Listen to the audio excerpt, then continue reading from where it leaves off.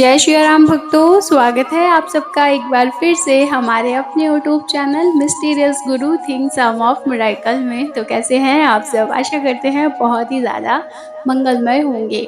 इसी के साथ चलते हैं हम अपने विशेष अंक की ओर। भक्तों, आज का हमारा विशेष अंक बाबा महाराज की असीम कृपा आशीर्वाद से एक ऐसे क्वेश्चन पर आधारित है जो अनन्य भक्तगणों के मन में उठता है। क्योंकि अनन्य हमारे भक्तगण ऐसे हैं जो पूजा अर्चना पाठ करते हैं, परंतु उनको लगता है कि वो जो पूजा कर रहे हैं उसका फल उनको प्राप्त नहीं हो पा रहा है, उनके जीवन में कोई चमत्कार नहीं आ रहा है और उनको जो लगता है कि उनके जीवन में सुख समृद्धि होनी चाहिए जिसके वो हकदार हैं, कहीं ना कहीं उनको वो नहीं मिल रहा। वो भी इस वजह से क्योंकि उनकी पूजा में कोई त्रुटि है। तो वो कैसे ख़त्म हो, वो कैसे वो चीज़ को हटा करके उस पूजा का वो लाभ लेना प्रारंभ कर पाएँ। तो आज हम इसी पर चर्चा करेंगे, तो ना देर करते हुए चलते हैं अपने विशेषण की ओर। देखिए भक्तों, पहले तो मैं आपको एक बात बता दूं, जितने भी भक्तगण हैं हमारे वो ये सोचते हैं कि उनकी पूजा का फल उन्हें नहीं प्राप्त हो रहा क्योंकि उनकी पूजा में कोई त्रुटि है और कोई आकर उन्हें पूजा करने का ऐसा नियम बता दे जिसके द्वारा वह उस त्रुटि को हटा करके अपना जो भी फल है, बेनिफिट है पूजा का, वो प्राप्त करने लग जाएं। तो आप गलत हैं, क्योंकि पूजा की कोई एक विधि नहीं होती है। हर किसी के लिए हर अलग अलग विधि होती है। जैसे जो मंदिरों में पुजारी हैं उनका अलग नियम है, जो वनों में चले गए हैं तपस्या करने के लिए उनके अलग नियम होते हैं। हम संसारिक लोग हैं, हमारा कोई नियम नहीं होता और संसारिक लोग ही ऐसे हैं जो भगवान को भाव से बांध लेते हैं, उनके साथ रिश्ता जोड़ लेते हैं और हम जैसे भी भगवान को भजें, भगवान हमारी उसी पूजा में प्रसन्न हो जाते हैं। यदि आपको लगता है कि आपसे कोई त्रुटि हो रही है तो ये एकदम आपकी भूल है, ऐसा बिल्कुल भी नहीं होता है। हम अपने भगवान की लीलाएँ सुनते हैं, हमारे बाबा महाराज की लीलाएँ हैं, भोलेनाथ की लीलाएँ होती हैं, कान्हा जी की लीलाएँ हैं, खाटू श्याम बाबा की लीलाएँ हैं। इन सब लीलाओं से हमें क्या शिक्षा मिलती है कि भगवान केवल आपके भाव के भूखे हैं। भाव से भजोगे तो भव से बेड़ा पार है, ठीक है? ऐसा आडंबर से कोई फ़ायदा नहीं है कि आपने अगर कोई कहता है कि धूप बत्ती लगानी थी, आपने अगरबत्ती लगा दी। हाँ, हिंदू धर्म में अगरबत्ती नहीं लगाते हैं, पर इसका यह मतलब नहीं है कि आपने अगर गलती से लगा दी है तो भगवान इसका दंड देंगे आपको। यदि आपसे कोई ऐसा कहता है तो वो मूर्ख है और आप उसकी बात अगर मानने लगते हो तो आप उससे भी बड़े मूर्ख हो।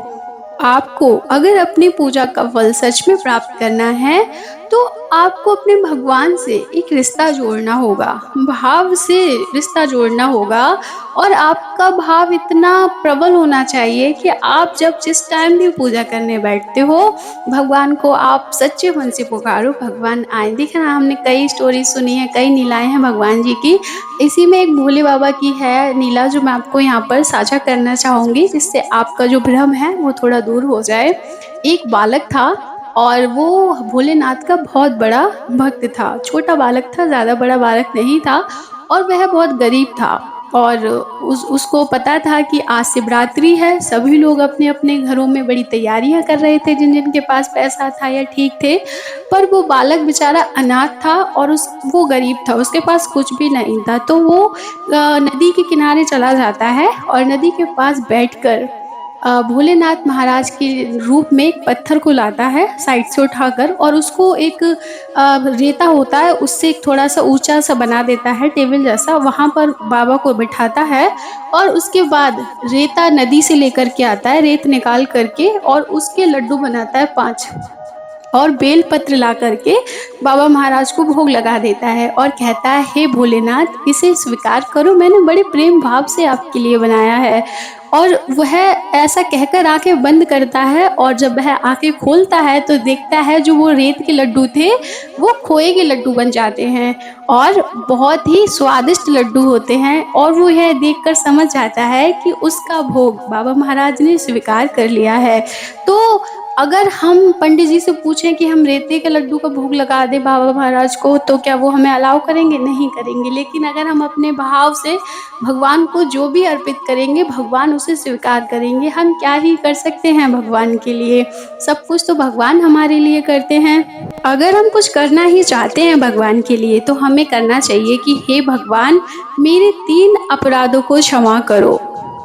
यह जानते हुए भी कि तुम सर्वव्यापी हो, पर मैं तुम्हें हर जगह खोजता हूँ, यह मेरा पहला अपराध है। तुम शब्दों से परे हो, पर मैं तुम्हें शब्दों से बांधता हूँ, एक नाम देता हूँ, यह मेरा दूसरा अपराध है। तुम सर्वज्ञाता हो, फिर भी मैं तुम्हें अपनी इच्छाएं बताता हूँ और उन्हें पूरा करने को कहता हूँ, यह मेरा तीसरा अपराध है। भक्तों, भगवान जी सब जानते हैं, बाबा महाराज सब जानते हैं, हमें उन्हें कुछ बताने की आवश्यकता नहीं है। यदि हम कर सकते हैं तो इतना करें कि उनके चरणों में सिर रखकर कह दें कि हे बाबा महाराज, मैं आपकी शरणागति हूँ। अब मुझे नहीं पता क्या अच्छा है क्या बुरा है, आप जैसा मुझे चलाओगे, आप जैसे मुझे रखोगे, मैं वैसा ही रहूँगा। आप जानो, मैंने तो आपके चरणों में सिर रख दिया है, आप जानो मेरा अच्छा भला बुरा जो भी है। अब आप लोग कहेंगे कि अगर ऐसा है, देखिए ये तो है, जो है वो सत्य है, मैंने आपको बताया। लेकिन आप लोगों की आदत है कि आप लोग चाहते हैं नहीं कुछ तो अलग बताइए, जो सब लोग करते हैं वैसा कुछ बताइए। तो देखिए, मैं सब लोगों की तरह नहीं बता सकती, पर हाँ, जो भी बताऊँगी वो सच में कार्य करता है। क्योंकि सच में ऐसा होता है, बहुत से लोग ऐसा फ़ील करते हैं कि वो कई टाइम से, मतलब बहुत समय से पूजा कर रहे हैं, परंतु उनको अपने जीवन में कोई चमत्कार नहीं दिख रहा है।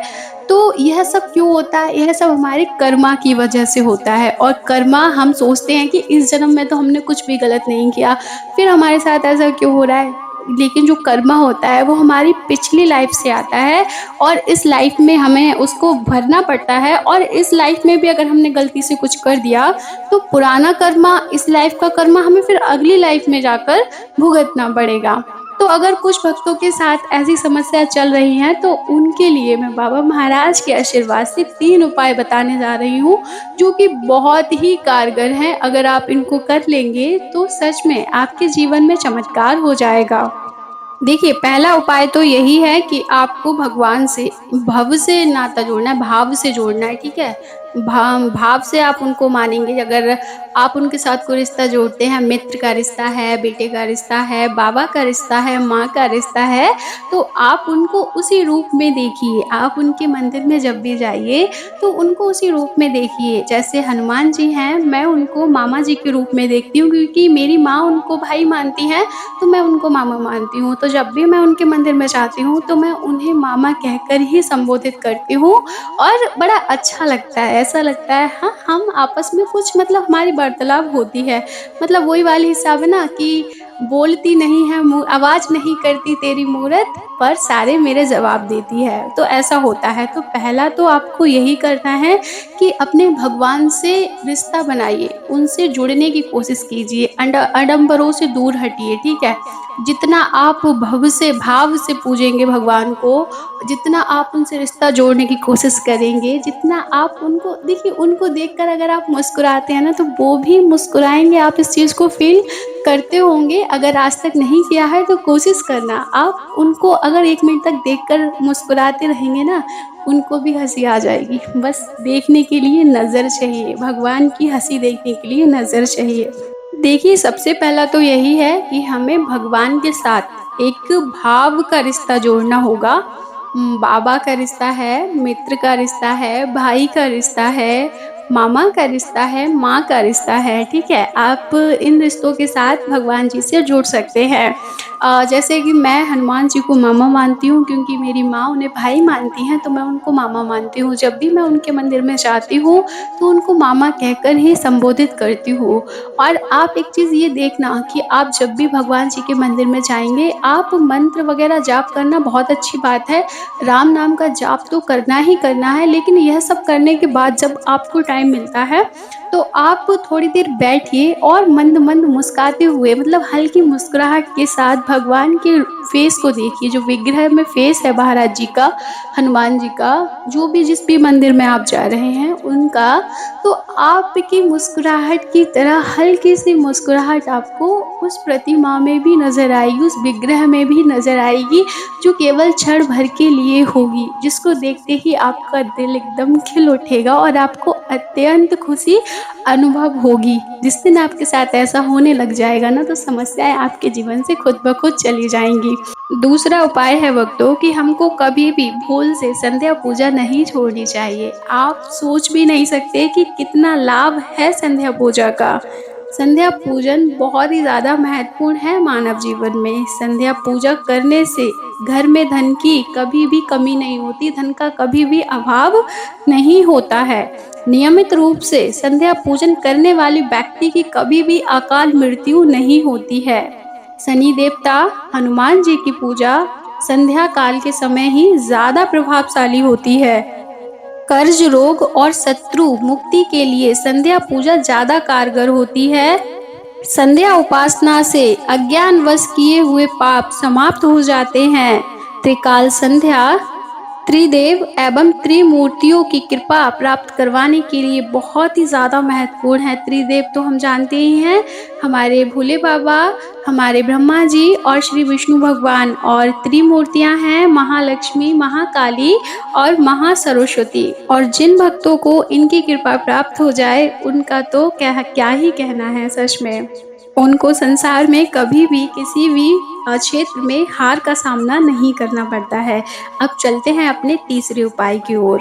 तीसरा उपाय भक्तों उन भक्तों के लिए बहुत ज़्यादा कारगर है जिन्होंने सब कुछ करके देख लिया है, परंतु उनके जीवन में फिर भी प्रसन्नता नहीं आ रही है, चमत्कार नहीं हो रहा है, खुशियाँ नहीं आ रही हैं। वो भगवान को घंटों-घंटों देखते हैं पर भगवान उनसे कनेक्ट नहीं हो पाते, मतलब उनको वो चीज़ नहीं दिख पाती जो वो देखने की कोशिश करते हैं। जैसे भगवान की स्माइल, भगवान से उनका हृदय मिलकर गदगद हो जाना, ऐसी सारी चीज़ें उन्हें नहीं मिल पाती है, क्योंकि आजकल बहुत सारी चीज़ें होती हैं, इंसान के पास इतना टाइम भी नहीं होता और वो इतना ज़्यादा भरोसा भी नहीं कर पाता। देखिए, विश्वास पर सब कुछ है। विश्वास जब करेंगे ना, तो आपको चमत्कार तो दिखेगा ही दिखेगा, इसमें कोई भी झूठ नहीं है।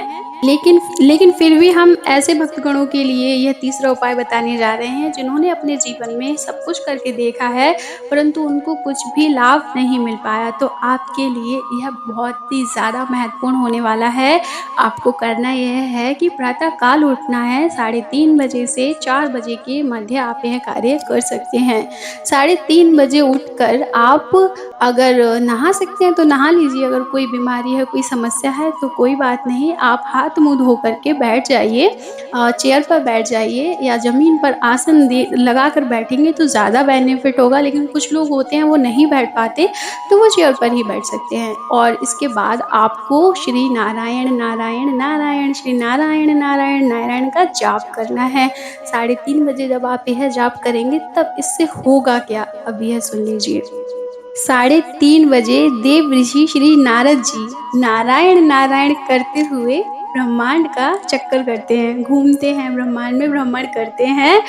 उस टाइम अगर उनके कानों में आपकी आवाज़ चली जाती है तब तो फिर आपके वारे न्यारे हैं ही, और जाएगी ही, यह एकदम सत्य बात है, क्योंकि वो टाइम ही ऐसा होता है। उस टाइम जितनी भी हमारी सकारात्मक ऊर्जा होती है, पॉजिटिव एनर्जी, सभी हमारे ब्रह्मांड में भ्रमण करती हैं। और उस टाइम आप जो भी पूजा करते हैं, जो भी प्रार्थना करते हैं, जो भी भक्ति करते हैं, वो डायरेक्ट ब्रह्मांड में जाती है और आप जिस किसी का नाम लेंगे वो एनर्जी उसको कैप्चर करती है। तो जो देव ऋषि नारद मुनि जी हैं, उनको दुनिया का प्रथम पत्रकार होने का गौरव प्राप्त है। अगर आपका दुख, आपकी समस्या, आपकी परेशानी उन तक पहुंच जाती है, तो वो वैसा ही काम करेंगे जैसे हमारे यहाँ पृथ्वी पर मीडिया कार्य करती है। तो वो हमारे जो भी इष्ट हैं, आपकी जिन जिन भी इष्ट में श्रद्धा है, वहाँ तक आपकी समस्या को पहुँचा देंगे। और आपके इष्ट तक जब आपकी बात पहुँचेगी, वो भी श्री देव ऋषि द्वारा, तो वो बिल्कुल ही पूरी होगी, सत्य होगी। क्योंकि जो नारद मुनि जी हैं, वो भगवत मार्ग को प्रशस्त करते हैं। उनका कार्य ही यही है, खुद भी नाम जपते हैं और जो भी भक्त भक्ति करता है और उनके जीवन में कोई समस्या होती है, तो अगर नारद मुनि तक वो बात पहुँचती है, तो वो उसको सही कर देते हैं, उसकी मदद करते हैं भगवान तक पहुँचाने में, उन्हें मिलाने में, क्योंकि उनका काम ही यही है। साथ ही साथ देव ऋषि नारद जी को भगवान विष्णु का आशीर्वाद प्राप्त है कि वो सभी युगों में और तीनों लोकों में किसी भी समय और किसी भी स्थान पर प्रकट हो सकते हैं। इसका अर्थ यह है कि अगर आप जितना जल्दी अपना जाप प्रारंभ करेंगे और आपकी आवाज़ अगर ऋषि जी के कानों में पहुँचती है, तो वो 2 मिनट के लिए आपके पास आएँगे और उसका अनुभव भी हो जाएगा, क्योंकि जब भी कोई पॉज़िटिव एनर्जी हमारे आस-पास होती है, तो हम उसको फ़ील कर पाते हैं। और जो ब्रह्म मुहूर्त का समय है, उस टाइम जो हमारी ऊर्जा होती है, वो बहुत तीव्र होती है, तो वो उस चीज़ को और जल्दी कैप्चर कर पाएगी, तो आपका उसको अनुभव भी हो जाएगा।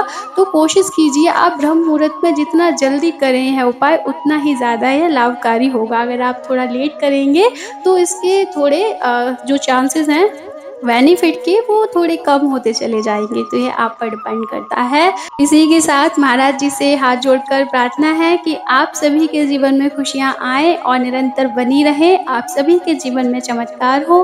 आप जो भी भगवान जी से माँगते हैं, वो आपको जल्दी से प्राप्त हो जाए और भगवान की कृपा आप पर हमेशा बनी रहे। तो मिलेंगे अगले विशेष अंक में, तब तक के लिए जय श्री राम।